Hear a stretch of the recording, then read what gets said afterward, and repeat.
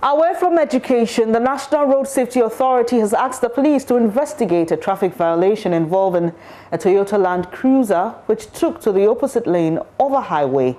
That incident was captured on video and posted on Joy FM's Facebook page. Now, the vehicle is seen driving against traffic on the Gifford Road in Accra.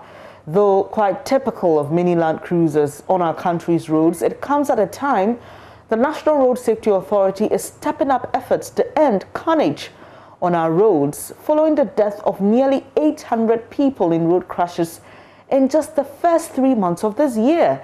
The letter addressed to the Police Motor Traffic and Transport Department says initial investigations indicates the vehicle is owned by the Ghana Cocoa Board.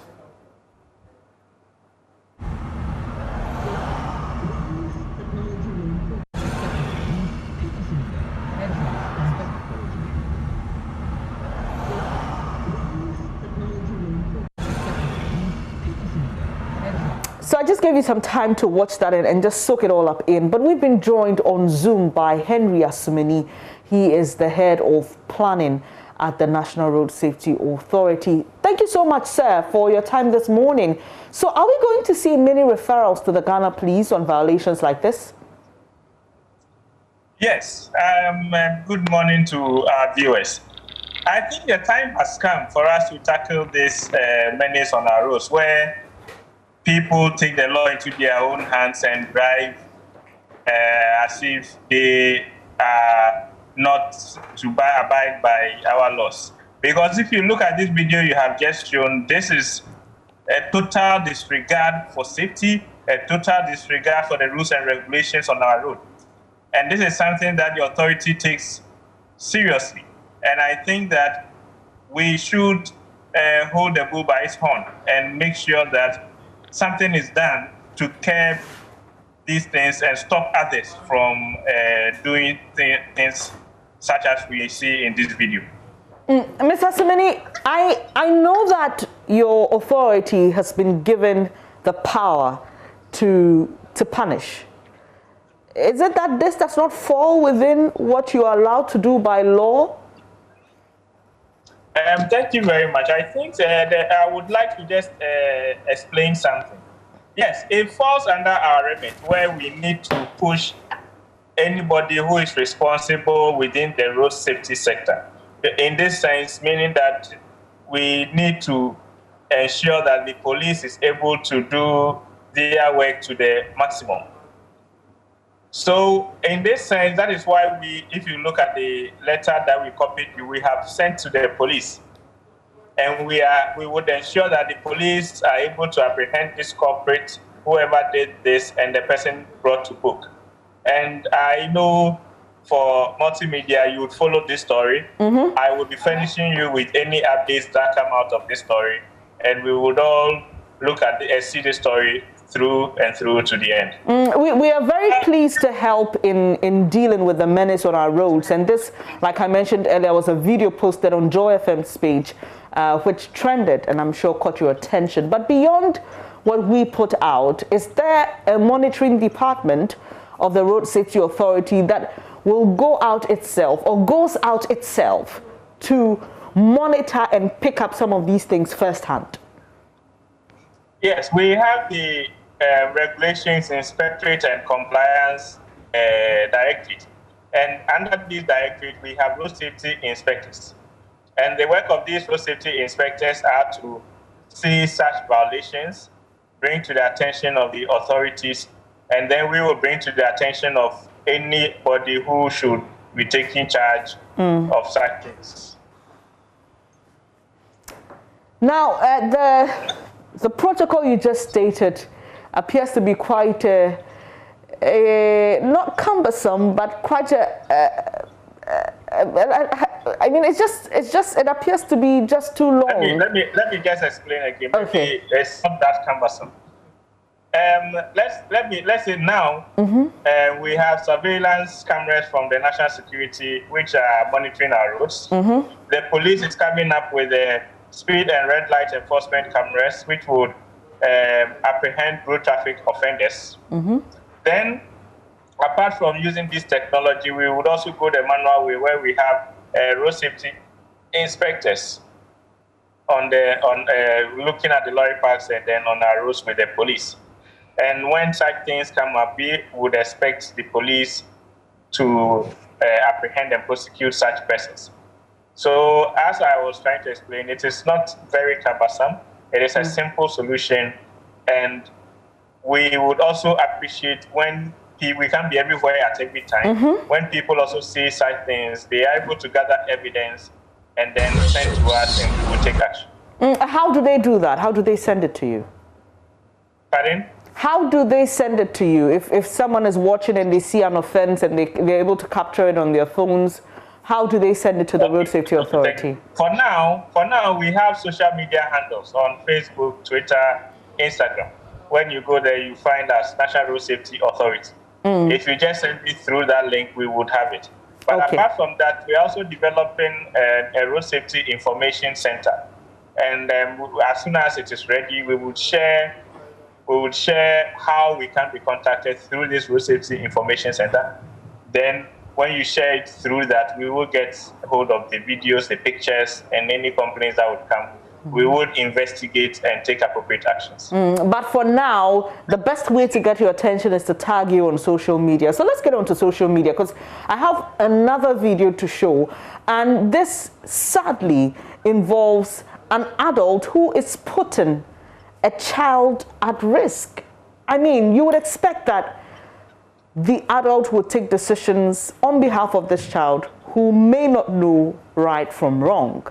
But here it is, the adult is protecting himself, but the child is at risk. And this is just an instance of many of such that happens on our roads. I'd just like to take your thoughts on this first while we wrap up our conversation.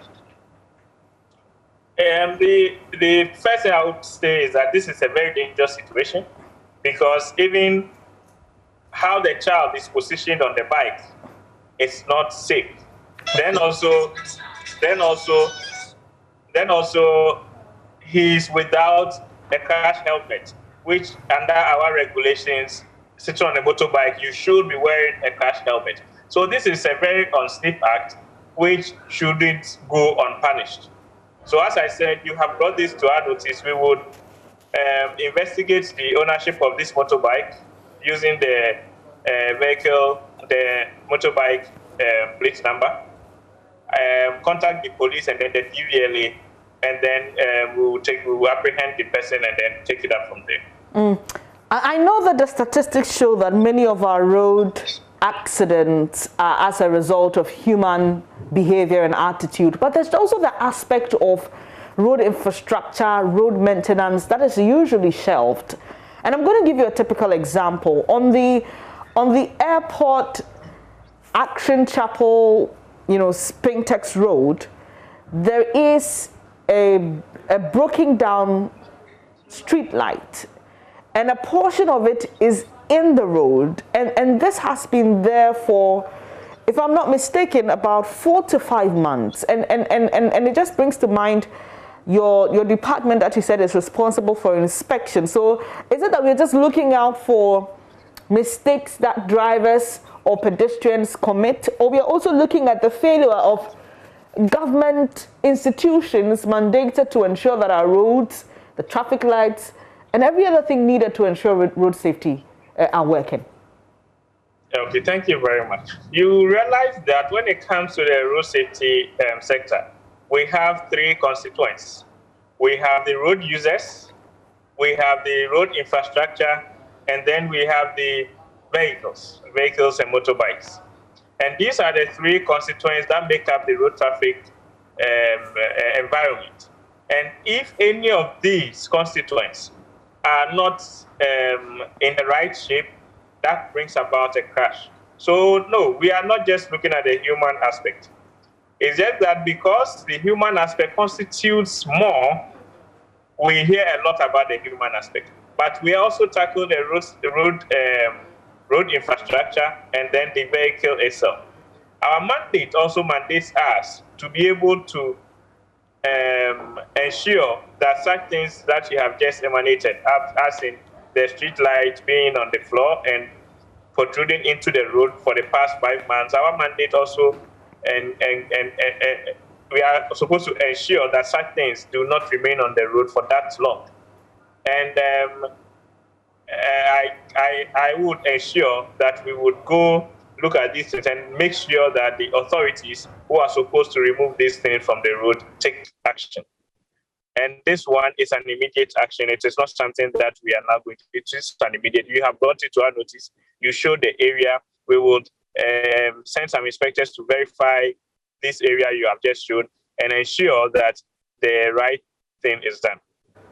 Thank you very much for your time this morning. Henry Asomani works with the National Road Safety Authority, and we've been talking about road safety, particularly their referral to the Ghana Police Service on an issue that we highlighted involving a Toyota Land Cruiser driving on the other lane of oncoming traffic. Well, that vehicle has been traced or can be traced to the Ghana Cocoa Board, and we've been speaking with the Public Relations Officer of the board. The vehicle is registered in the name of Ghana Cocoa Board. However, the vehicle is in use by one of the agencies under the Ministry of Roads and Highways. The explanation is simple. Under the Cocoa Roads project, vehicles were procured, and those vehicles were meant for supervision by the road agencies. So, because the contract is actually between Cocoa Board and the contractor who procured the vehicle as part of the road construction. However, the driver driving the vehicle and the occupants of those vehicles are not employees or assigns of Ghana Cocoa Board. All right, so what is Ghana Cocoa Board doing as far as this incident is concerned now that your name has been mentioned, or Ghana Cocoa Board has been mentioned? Well, I got information this evening, so quickly I contacted our transport department, and that's where I got information that the vehicle, even yes, is registered in the name of Ghana Cocoa Board, but then we are not using that vehicle, and the drivers are not staff of Ghana Cocoa Board. So tomorrow first thing in the morning, we'll contact the ministry, and then we'll be able to get some answers as to who is using the vehicle and why that happened, and then the appropriate thing will be done. Also, while we wrap up on this conversation, I know many of you may have been wondering, my earlier guest, he was sitting in a vehicle. He wasn't driving. He had parked by the side of the road and he was talking to me. And that is one of the things you have to learn, that you don't use your phone and drive. And that's one of the things to do to arrive alive and drive safe.